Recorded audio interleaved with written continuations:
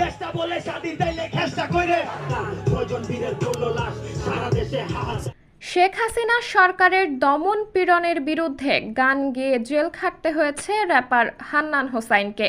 কোটা সংস্কার আন্দোলনের সময় আওয়াজ ওঠা গান মুক্তির পর তাকে গ্রেপ্তার করা হয়, নেওয়া হয় 2 দিনের রিমান্ডে। শেখ হাসিনা সরকারের পতনের পর কারাগার থেকে মুক্তি পেয়েছেন এই র্যাপার। কারাগারের দিনগুলো কেমন কেটেছিল একটি জাতীয় দৈনিকের সঙ্গে আলাপে তা জানিয়েছেন হান্নান। তিনি বলেন, আমি আগে কখনোই জেল দেখিনি, বাইরে কি চলছে জানতাম না। কারাগারে পরিবারের সদস্যদের সঙ্গে সাক্ষাৎও বন্ধ ছিল, পরিবারের সঙ্গে দেখা করতে পারিনি। পরে দেখা করার সুযোগ পেয়েছি।